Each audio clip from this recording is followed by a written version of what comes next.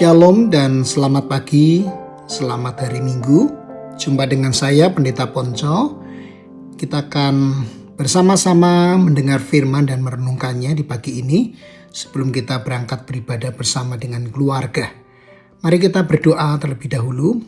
Bapa, kami bersyukur untuk hari yang baru yang Tuhan berikan kepada kami, untuk kami boleh nikmati bersama dengan keluarga dalam ibadah, dalam pelayanan, dan dalam aktivitas kehidupan kami. Sebelum kami melakukan aktivitas kegiatan-kegiatan tersebut, kami datang kepada Tuhan untuk mendengar firman-Mu. Tuhan, tolong kami, penuhi kami dengan firman-Mu, getarkan hati kami saat kami boleh mendengar firman, dan gerakan kemauan kami untuk kami melakukannya, karena disitulah kami akan mendapatkan berkat sukacita dari Tuhan. Dalam nama Tuhan Yesus kami berdoa. Amin. Bapak Ibu Saudara, sebagai orang percaya, kita sudah berkali-kali mendengar kisah tentang salib Kristus. Di ibadah minggu kita juga sering mendengarkan tentang salib. Dan ini adalah anugerah buat kita. Tetapi ada bahaya yang perlu kita waspadai, karena begitu seringnya kita mendengar kata ini, salib, kita bisa kehilangan rasa kagum terhadap kasih Tuhan. Berita yang seharusnya menggetarkan hati perlahan terasa biasa saja. Nah, karena itu Yesaya 53 mengajak kita berhenti sejenak dan kembali memandang sang hamba yang menderita. Yesaya 53 ayat 5 berkata demikian. Tetapi dia tertikam oleh karena pemberontakan kita. Dia diremukan oleh karena kejahatan kita. Ganjaran yang mendatangkan keselamatan bagi kita ditimpakan kepadanya, dan oleh bilur-bilurnya kita menjadi sembuh. Bapak Ibu Saudara, perhatikan kata-kata itu. Tertikam, diremukan, dihukum, dilukai. Semua itu bukan karena kesalahan Yesus. Semua itu karena dosa kita. Seringkali kita menganggap dosa sebagai sesuatu yang ringan. Kita berkata, semua orang juga melakukannya. Atau, saya tidak seburuk orang lain kok. Namun salib Kristus menunjukkan bahwa dosa sama sekali bukan perkara sepele. Jika dosa dapat diselesaikan dengan usaha manusia, Yesus tidak perlu datang ke dunia.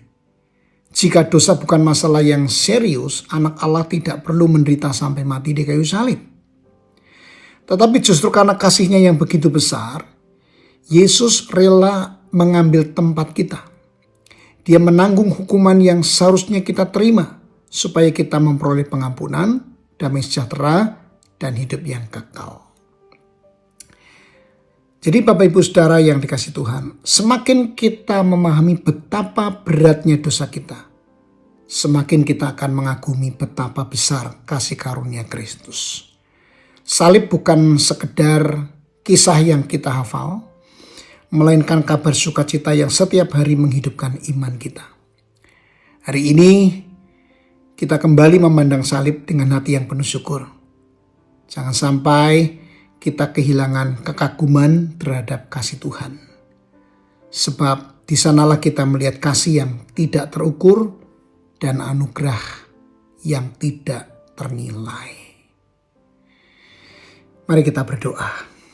Ya Bapa, kami bersyukur untuk kasih-Mu yang begitu besar yang telah dinyatakan di kayu salib.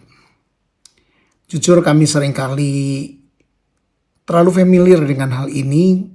Kami kurang lagi bergetar hati kami ketika mendengar tentang salib. Sehingga hidup menjadi biasa kembali, biasa-biasa saja. Tidak ada greget, tidak ada semangat, tidak ada motivasi penuh kasih untuk memberi diri bagi Tuhan.